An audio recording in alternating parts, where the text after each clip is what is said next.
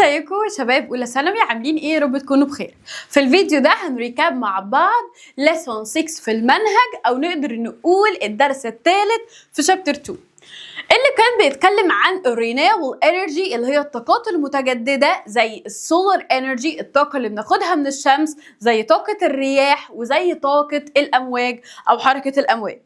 فبنبدا نتكلم كده عن الاكزامبل الاولاني اللي هو سولار انرجي، ويند انرجي، هيدرو باور حركه الميه، والبايو انرجي. والبايو انرجي ليه درس متخصص، يعني درس لوحده، وهتلاقي برضو الريكاب بتاعه موجود اللي هو الدرس السابع، ونكون برضو خلصنا شابتر 2 كله.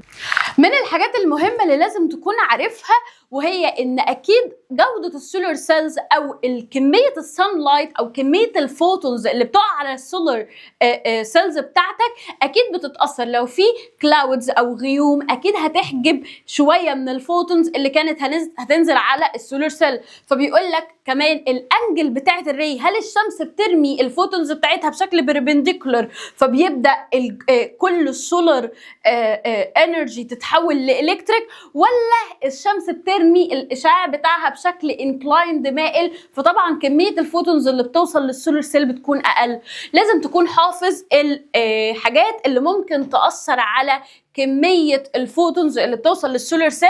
اولا الانجل، ثانيا هل في سحاب ولا سحب ولا لا، والتمبريتشر والويند والدست وكل الكلام ده. طب انا لو عندي سولار سيل وجودتها مش كويسه، هل ممكن احسنها؟ قال لك عن طريق التكنولوجي اللي اسمها النانو تكنولوجي.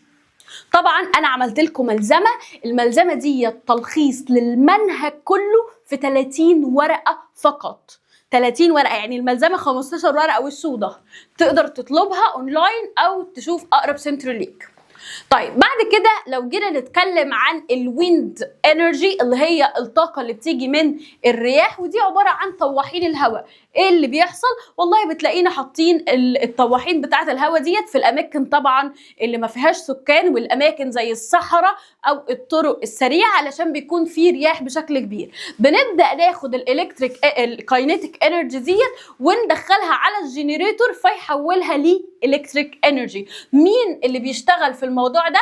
قال لك في الويند انرجي او الطاقه اللي بتيجي من الرياح بنحول الكاينيتيك لالكتريك. طبيعي انت سايب اصلا المروحه، فالهواء عمال بيلف المروحه، فنبدا احنا ناخد الكاينيتيك انرجي دي ونحولها لالكتريك.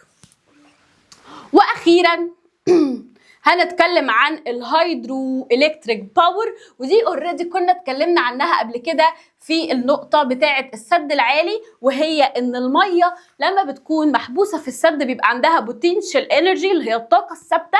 اول ما انت بتشيل البوابات دي تبدأ المية تنزل لتحت وتبدأ المية تتحرك، فالبوتنشال انرجي تتحول للكاينيتيك.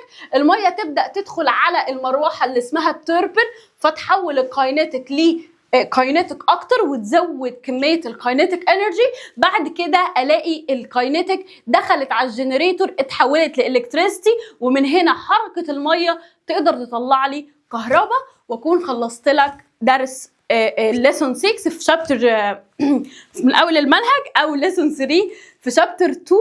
انا عايزاكم تذاكروا كويس جدا جدا جدا لامتحان الشهر. لو محتاج اي حاجه تقدر تكلمنا على ارقام الاستفسارات بتاعتنا، وافتكروا دايما مع البايو ديفا الانتجريتد ساينس سهله وخفيفه. باي باي.